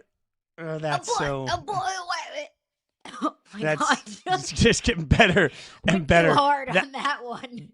That's gonna make a highlight reel. You There's go no find doubt my about it. book. Why are we doing To help me choke terrible that one British accents? Because the Rams are taking on the Jags. It's a London game, and it's we're just trying to be a little cheeky. See what I did there? This is gonna be a theme down. as we go through Proper this. cheeky, mate. Okay, there we go. I'll let her do the accents. I'll just use the random. Way too much Love words. Island UK. Okay, you are 1,000% right. If I could channel Love Island UK, which is better than Love Island US, then we would be perfect. Facts. This game is going to be an epic matchup with a lot on the line. We're headed back to London, and this time we got the Jags taking on Stafford and the Rams. Can we just say London has had to suffer through years of just terrible Jags football? Congratulations, London. You finally get to see what good football looks like. The Jags have finally turned it around. Then you get one of the biggest games of the week. Like, I feel good for London in this one. And poor London still has to suffer through bad breakfast. Every time I see, a proper English meal, mate, and it's just like slop on a plate. And I'm like, gosh, God, you guys have Baked to deal beans with and tomatoes Jags. doesn't really fire you up for breakfast. Doesn't really, Yeah. tickle my fancy, mate. I'm done. Okay. That's the last Okay. one. Are yeah, you? they Are you? finally, I don't know. I'm not gonna make any promises. There are zero guarantees on the English accents there. But yeah, this is a great game. Like, I did not, whenever the schedule comes out and you circle certain games that, okay, those are going to be, I am sitting down, I am tuned in, all of America will be watching that game. Jags Rams was not really one of those that at the beginning of the season, in August when the schedule drops, that I thought, okay, yeah, that's one that I'm going to be locked in for. But this is one that I will be locked in for, not just because it's a London game and not just because it's going to be on national television, but because this, I think, Fitz, is an opportunity for the Jags to finally be taken seriously. That I think they have our attention with the way that they've been winning games and the turnovers that they're forcing, the way that it feels like some of these Jags games have been a little drunk. But if you beat the Rams, who I view as a legitimate Super Bowl contender, if the Rams can stay healthy through the better part of a 17-game season, if the Jags can beat the Rams in front of all of us at 9:30 a.m. Eastern time, I will now be taking the Jags seriously from a team that can win games drunk and can turn teams over to a team that is a legitimate contender? Question mark. Yeah. Well, look, these early kickoffs have us absolutely knackered. That means tired. That's a British-ism. And look, we're going to think about absolutely knackered. And we're going to have some a spot of tea while we do this. God, I'm just going to keep going. The question for me is that, look, we expect Puka Nacua will be out in this game. So then the question becomes, can Davante Adams really pick up that slack? And for me, Caroline, the answer to this is yes. Like, look, Davante Adams is still playing at an elite level. And I know that we don't pay as much attention to Davante Adams as we used to. And I'm not sure why that happened. I know we went to sort of purgatory where you had bad quarterbacks, bad teams. But this is Sean McVay and Davante Adams. Like, I think this is next man up, and you hear next man up all the time, but when next man up happens to be one of the most talented wide receivers of his generation, you're not asking Davante Adams to be the Davante Adams of old for an entire season. You're asking for it for a few weeks. I think that this is absolutely something Davante can deliver on. So I feel good about Davante being able to step in. What about you?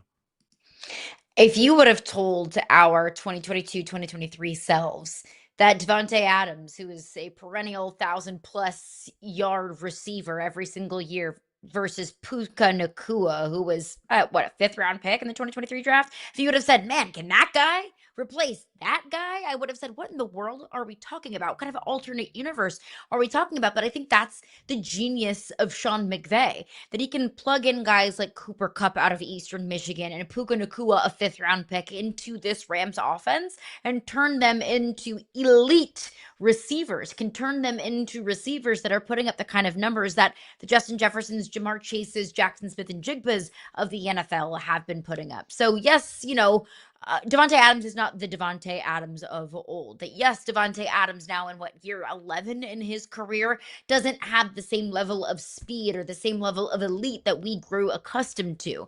But that Sean McVay is going to be able to scheme Devontae Adams open enough, even if it's this version of Devontae Adams, that he can fill in for a game and play that role.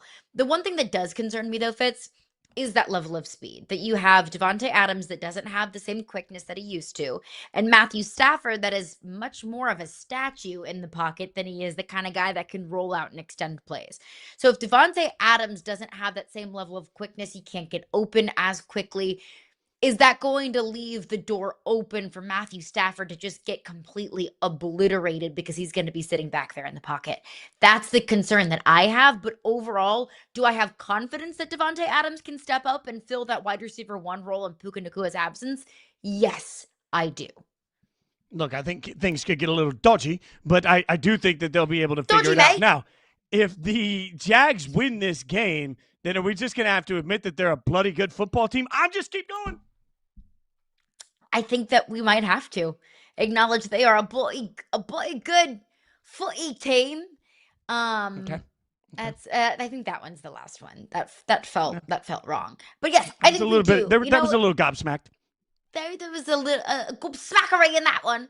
I think even without Puka Nakua, I think that's a statement. And of course, if the Jags win this game and the Rams offense sputters, then we're going to couch that and say, okay, well, the Rams didn't have Puka Nakua. They didn't have their leading receiver. But still, even without Puka Nakua, this Rams team, the way that they're constructed, they have enough talent offensively and defensively for certain, to win a game even without Puka Nakua. So I think that if the Jags are able to find a way to win, even after, looking rough against the Seahawks last week, that I think if the Jags find a way to win, then yes, they are officially, not only have they been on my radar as a team to watch, they are on my radar as a contender. And then the NFC West gets that much freakier. The NFC West has been a weird little division, but if the Jags are able to take down the Rams a week removed from losing to the Seahawks, now how do we view the Seahawks?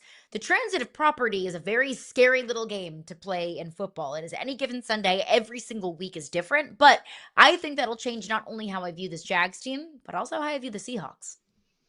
I think at some point, every season has a surprise team. And at some point during the course of that season, we have to have a long conversation, or as they like to say in British slang, a chinwag, as we try and figure out how to hold this team to apparently that's what Google told me, how to hold this team to a new standard. And I think that's where the Jags are. Like, there are certain defining moments in a season where you say, okay, no matter what we think of the brand of this team or what we think of the past of this team, none of that matters. We crumple it up, we throw it away, and we say, who are they today? If the Jags win this game in London against the Rams, it's such a key win against a big opponent that's well coached with a great quarterback and a defensive line for the Rams that's just a problem maker. If you go out and you win this game, I think then, especially given how bad the AFC looks, now you have to step back and have a different conversation, because then all of a sudden it's like, no matter who the Jags have been in the past, I don't really care. Like, the NFL is so year to year at this point, it truly becomes who are the Jags today? So if the Jags win this, I think it forces a different tone of conversation. That being said, if I had to bet, a castle in London on which one of these teams I would trust more to go to the Super Bowl, that's the Rams, and that's because we've seen it before, because it's Sean McVay and proof of concept. You know how much, Caroline, I respect proof of concept. So as good as this is for this moment is for the Jags, I have to acknowledge that part of the reason I just walk into this game trusting the Rams to be able to have a great year and a great week is because it is Matthew Stafford, and it is a defense that I think travels well, and it is a coach that we've seen in these Super Bowl moments before. So certainly, while I want to give the Jags their credit, I think it's also fair to look at it and say, I trust the Rams more today for the rest of this season. I do. And I do view the Rams as legitimate Super Bowl contenders. And of course, that's couched with if you stay healthy. But of course, that's the couch that you have with every single team. I thought the Ravens were Super Bowl contenders until they got hurt and they got banged up. It's just more of a concern for this Rams team, I think, just given the Matthew Stafford's back issues, given Matthew Stafford's age, given Devontae Adams' age. If the Jags win, I will view them differently. But how will we view the Rams? If the Rams win this game, then okay, you took care of business, you're favored in this game, you move on and you live to die another day. but will we view the Rams any differently if they lose this game? Or maybe the better question is, how differently will we view the Rams? Will we chalk it up to, okay, well, they didn't have Puka Nacua and they're a different team with and without Puka Nacua? I don't think that's very, I think that would be disingenuous of us to say that.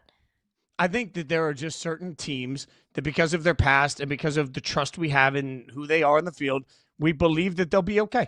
And whether that's right or wrong, that's just real. Like, most of us believe in our core at some point the Eagles will figure it out. The reason the Ravens are still somehow wildly predicted to make the playoffs is because we presume they'll figure it out. If the Rams lose, this is the benefit of the doubt that you get when you've sustained success for multiple years. Yeah. If the Rams lose, it's just a week. You live to see another week. And that's an unfortunate byproduct of the reality of how we cover the NFL. We cover the NFL with some presumption of what we've seen in the past and why it will trickle into what we see today. And that's part of why you're right. If the Rams lose this game, this guy's not falling. The Rams have plenty of time to get it right. It'll be fine. And they're still even at 4-3 with a loss, are the Rams slipping away? No. Will we give the same grace to the Jags?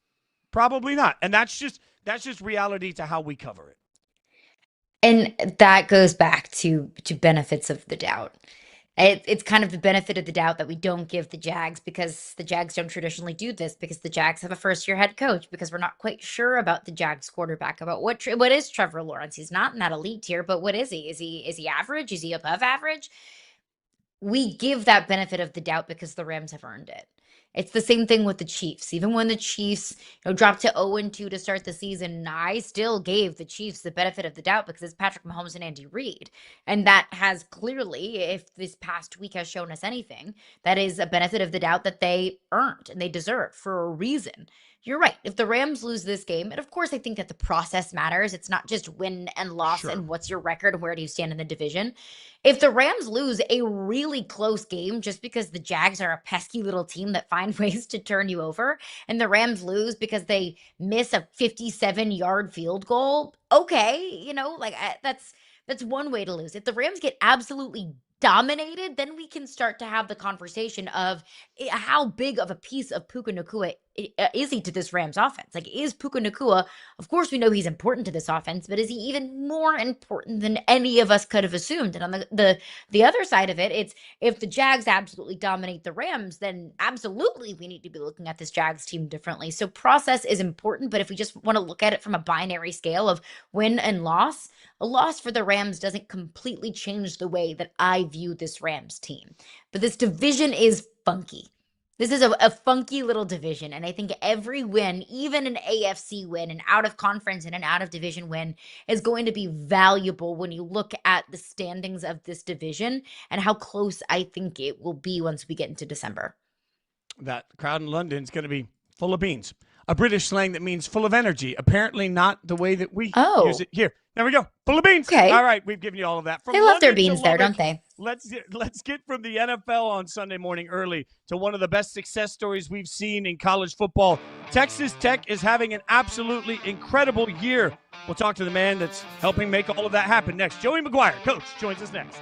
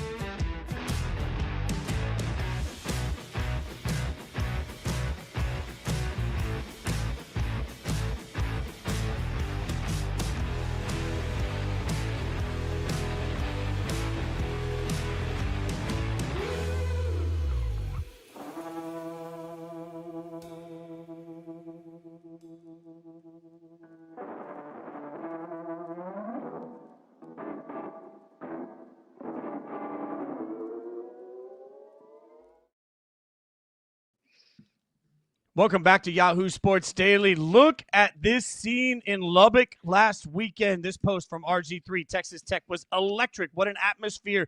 You have a championship contender when you can run the ball and get after the QB. 372 yards rushing, 9 sacks, 14 tackles for loss. Texas Tech is a problem for anyone, and we're joined now by a big part of that problem in every good way. Texas Tech head coach Joey McGuire joining us. Coach, thanks so much for your time. This is a really special season for you guys. What's been the key to getting you guys to where you are right now? The leadership in the locker room. I think it has been a huge part of it. We had 3 returning captains, and we added a lot of talent. They've really brought that locker room together. It's a player-led team. I literally, if I have an issue, I just send a text to a couple of guys, and they take care of the issue. Yeah, and looking at your season so far, you are 6-0 at the top of the conference. I hear so many coaches, whether it's at press conferences or behind the scenes, talking about how difficult this new era of college football is. Conference realignment, the travel is now new, NIL and transfer portal. I understand that your job has never been more difficult than it is right now, yet you and this program are thriving. How? I think the biggest thing is we really care about our guys, and we're the same way every single day. There's nobody in our building that isn't here to make them the best version of themselves. If you put that first and the players come first and they feel that, then they're willing to do a lot of stuff, because it's hard. It's hard to do what we're trying to do, and this year is a lot different, but you just adapt and I've been coaching for 31 years, and the one thing that one of my mentors told me a long time ago, if you always put the players first, then good things are going to happen. What's the biggest difference then in how coaching is today versus what it was 31 years ago when you started? A little bit of, well, not a little bit. I mean, these guys are getting paid, and I'm glad they are. This should have happened a long time ago. We wouldn't be in the situation we're in. We'd have a lot more guidelines, which we have better guidelines now, but guys getting paid. But I think that's a good thing. I think you can use that. I mean, every one of my guys in my locker room, they want to play in the NFL. And so we constantly talk about being pros and what it looks like to play on Sunday, and you might as well start it now and not wait. And it's no mystery that there has been so much investment into Texas Tech athletics. And it's not just football. I think about Nashri Kennedy, the first $1 million woman in college softball. So from your perspective as a head coach, not only are you coaching X's and O's and recruiting, you're also kind of helping these young men be millionaires for the first time and getting paid and getting to capitalize on their name, image, and likeness. So how do you as a coach and Texas Tech as a program try and manage that, not only the football side of things, but also to make sure that they are set up financially for the future? Yeah, we have programs set in place. A lot of the program is done in the spring and the summer. It's hard to do it in season other than just making sure they're taking care of their business, because it's 24/7 between being a student and an athlete, and they're still students. We have no optional classes at Texas Tech. I'm going to know within 5 to 15 minutes if you're late to a class, and then you're going to see me at 5:30 the next morning so we can make sure that we're not late again. But a lot of that financial literacy and different things that you could do. We have a lot of programming that goes on winter, spring, and summer to really help these guys take advantage of what's going on in the world today as far as NIL and revenue sharing and everything like that. All right, so Coach, there has been one sort of glaring issue a lot of people have talked about with the success this year. It's been great, but the tortilla throwing on the field has become a massive story. So I got to ask you, what can you guys do to sort of get that moment a little under control within the game? I think it's a couple of things. I mean, I think we're putting in things in place. We have another meeting Sunday. We're on the road this week, so I imagine there's going to be some tortillas thrown, but there won't be as many. But we've got a meeting Sunday to just kind of go through the things that we need to, do to have better things in place. But the biggest thing, the thing that I said to our fans it's just like on the field. The first time, you do something and there's a warning. That's great. But anything past that, it becomes all about you. So I'm really wondering, are you really a Red Raider? Are you one of us? I mean, you believe in what we're doing and what we're trying to do. And so I think we've got to keep pressing that issue and just keep educating our fans. I mean, this has been going on a long time. I mean, this has been going on since the early 90s, and this is one of our traditions. And, I do think that it has gone to extreme, but I think there's some people in our conference that are trying to take advantage of that, starting with some ADs. And, hey, I get it, but I also think, just in my perspective, whenever it all got started and it first got brought up, there's some soft people that, try to take advantage of some different things. Last week, the atmosphere was absolutely incredible.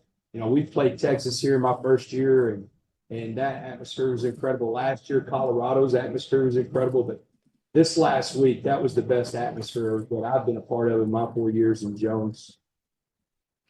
This is why I love college football, because a big headline and big story is tortillas. It's just, there's no other sport like it.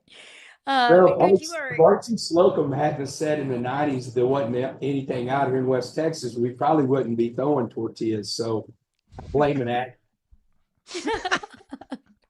Which is just so classic, I think, Texas football. And it's something that you know very well. You're a Texas lifer, and Texas football is different for anybody from the outside looking in. And you are competing for recruits with, Texas A&M, TCU, Baylor, a place that you know very well, SMU. How does Texas Tech stand apart from the rest of the state? Well, there's a couple of things. I mean, you get a great education. I mean, I'm telling you right now, if you want to study it, then we have it. I mean, we have a medical school, we have a pharmaceutical school, we have a veterinarian school now. I mean, our business school is absolutely incredible. We have the best facilities in the country for an athlete. I mean, we just invested $240 million into a new South End Zone and Womble Football Center.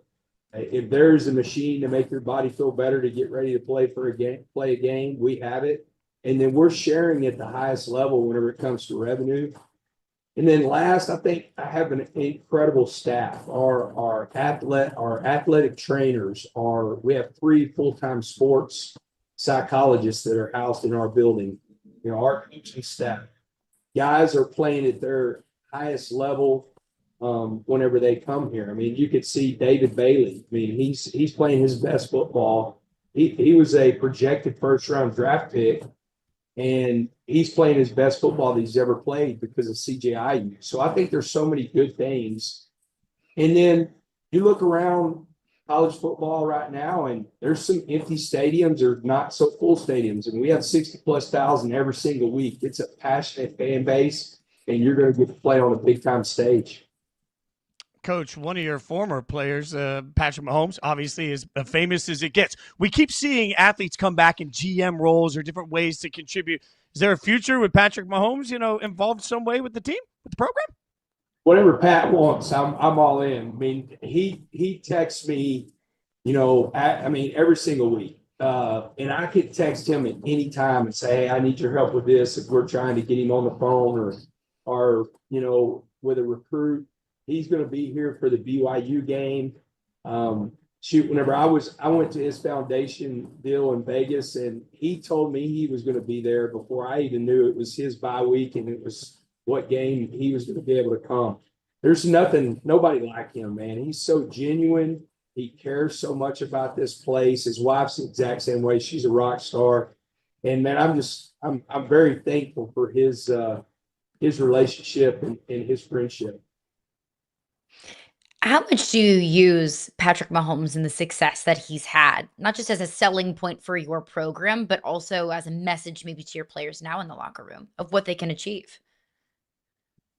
Use him a lot. I mean, he's gone on record multiple times that he's who he is because he came here, to Texas Tech, and I just love his passion. I love, like you just showed a clip that he's at the World Series watching our softball team play, in the championship game. And that's just too easy, that basketball games. And the last year when we played, I think we played Houston here. He was here. And so it's pretty cool to have the best quarterback in football be so passionate about his university. Coach, you've had players that have gone on to tremendous success. As you mentioned, you got a great atmosphere. You're in a great position, but you've got a great team this year. What would a national championship mean for you and for the school?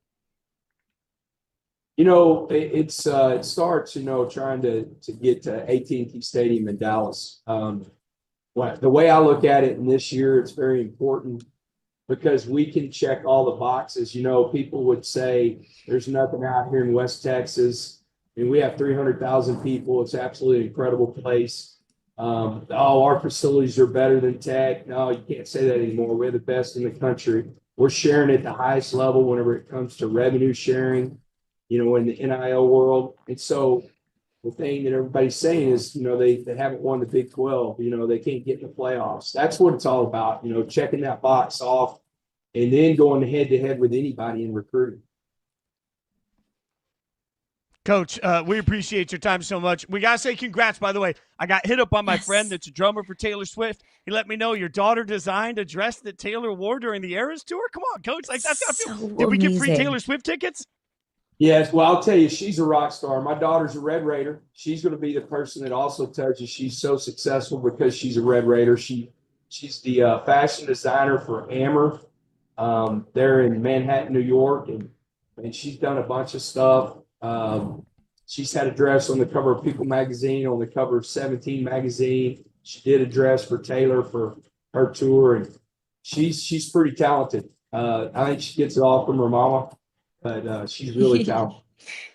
Well, congrats to her. incredible. Congrats to everybody, and congrats to you, Coach. It's not lost on us. You're very busy and in a wild season. We really appreciate your time. Best of luck through the rest of this year. Fun to watch you guys kick butt, and I hope you continue to have a great season. Well, thank you, man. I'm always here for you guys. I'll talk Texas Tech all day long. So if we ever need to jump on again, I'm here for you. I appreciate everything y'all do. Appreciate it. Thank you Have so a great much. year. Thank you so much. Great stuff from Coach McGuire as he joins us during the middle of an incredible season. All right, coming up, we're going to break down some of the best spots in all of college football. We'll do that next.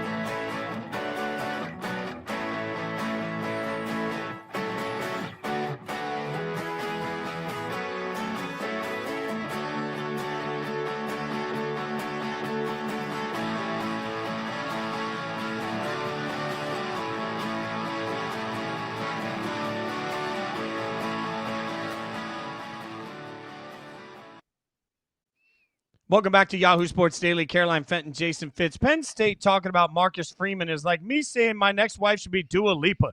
Know your place. Okay, that's a little bit harsh, but I like where he's coming from because we've talked a lot about where Penn State ranks in the lexicon of jobs in college football. And Caroline, it really had us thinking. What are the 5 best jobs in college football? I'm not talking about whether they're open. I'm not talking about, any of that. And I'm saying 5 best can be whatever you think the variable is that makes it best. It can be money. It can be recruiting. It can be championships. It can be history. What are the 5 best? So we decided that we would each go in, rank our 5, and figure out where we stand on this. Caroline, I will give you the floor. Every great countdown goes 5 to 1. So 5 to 1, what do you have as the best jobs in college football?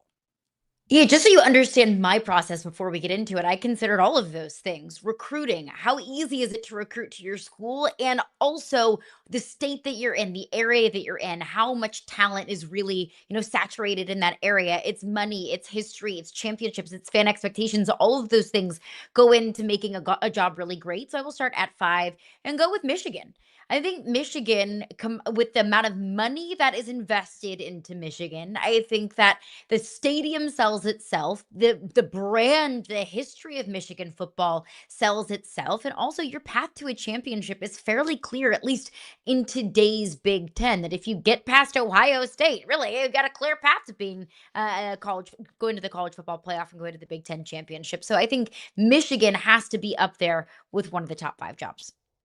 I like that call a lot, although you'll find out quickly Michigan, we may not agree. There's a lot to Michigan to like, but I'm not sure it made my top 5. Go ahead. Keep going through your list. We'll at number 4, I will stick in the Big Ten, and I will go Ohio State. Again, same thing, the money that's available, a rabid supportive fan base. You have Ohio State with some of the most storied history in all of college football, that Ohio State really kind of sells itself. Now, the reason why I put Ohio State and Michigan at the bottom of my 5, I think they're 2 of the best jobs in the country. I think they're 2 of the best programs in the country, some of the best histories in the country. It's hard to sell me on snow.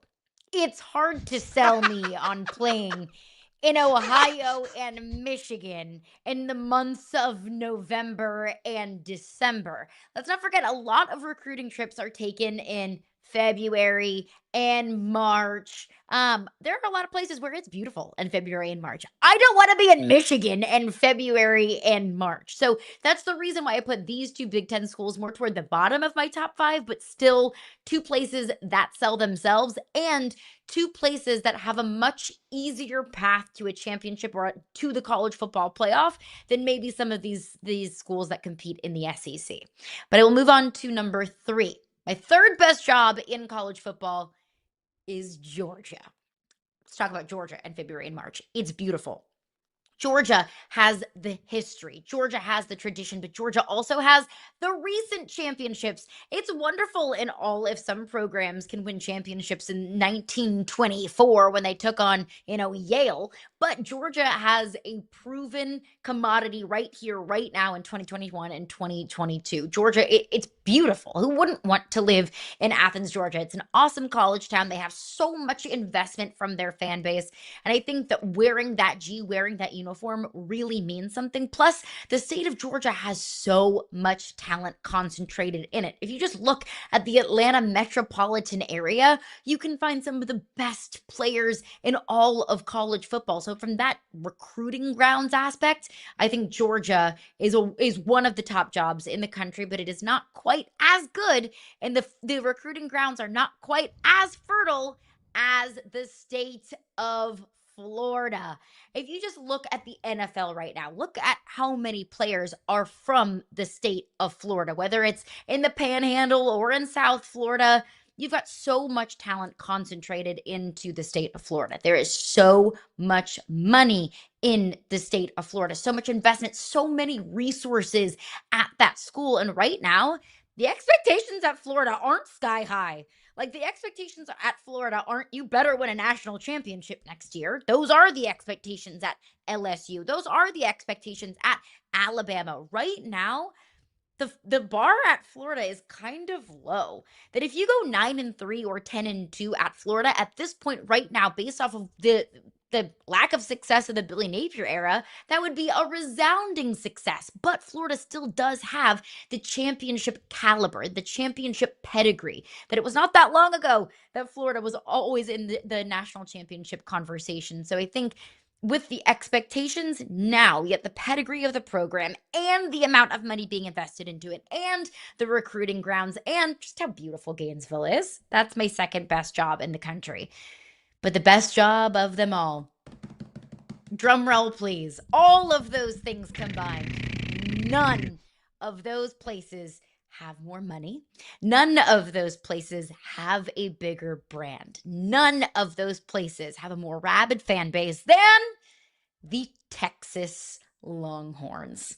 Right now, it's a money game. Who has more money than Texas? Who's got more oil money than Texas?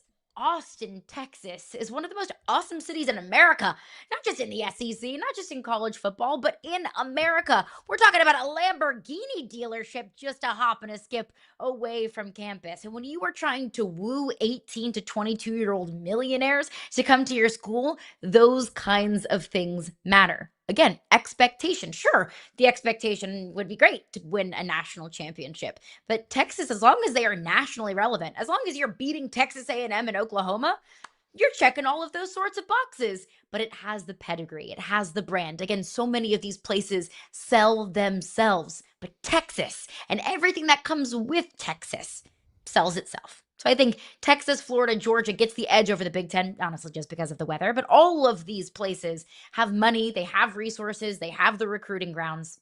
Those are my top 5.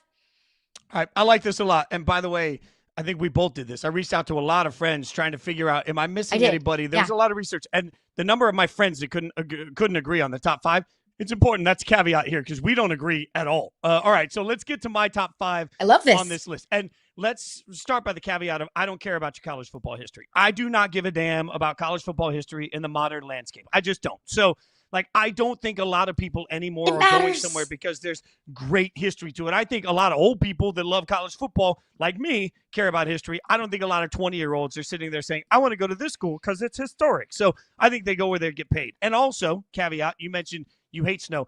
I'd rather be cold than have, butt crack sweat. So I'm out on Florida. Everything you feel about north weather is how I feel about south weather. All right, number 5 for me. Humidity is good for the soul.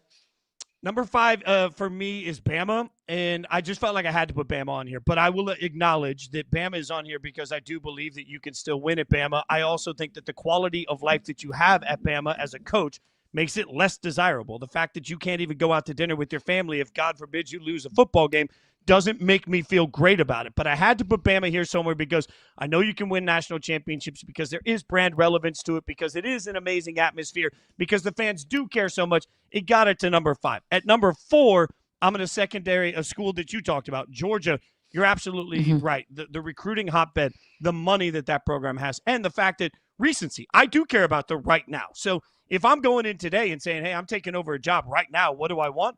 Georgia's number 4 because I know I can get anybody in the entire country to come play in Georgia. The money's going to be there. The fans are going to be there. The atmosphere is going to be there. The SEC platform is going to be there. You can win big and win at Georgia. So no problem with Georgia on the list. You had Ohio State way too low. Ohio State goes to number 3 on the list for me. I put Ohio State at number 3 because, A, you want to talk atmosphere? I've got a friend that had the chance to dot the I at Ohio State in the marching band. My guy has had multiple kids, and he'll still tell you the best day of his life was the day he dotted the I. It hits different at Ohio State. So Ohio State goes number 3, all the things that you already talked about.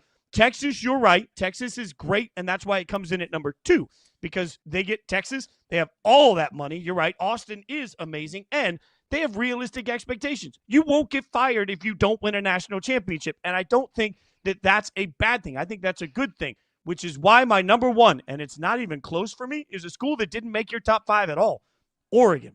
Oregon sits at number 1 because they got that Nike money. They run the entire West Coast when it comes to any and all recruiting they ever want to have. The fan base has realistic expectations. As long as you're really good, you're never going to have a problem with money. You're never going to have a problem with cool factor. You're never going to have a problem taking your family out to eat. You're never going to have a problem getting great athletes. You're never going to have a problem winning football games. That, to me, is a coach's delight. You can run the entire West Coast for recruiting. You can get every player west of the Mississippi to decide they want to play in your school constantly. Oregon's my number 1. I do think Oregon's a great great choice there. It is one that I considered. Other ones that I considered were also Miami for kind of the same reason. Like, you're not the biggest deal in Miami. You have so much money in Miami. You have the cool and swagger factor at Miami. That's one of my honorable mentions. I think the difference with Oregon for me is the amount of talent that's available in the state of Oregon is not the same in Texas or Florida or Ohio. That was the reason why I left it off my list. But you still have those West Coast, Utah, California kind of players. Bama, I'll get that Nike money and private you jet don't my wanna be- Texas people.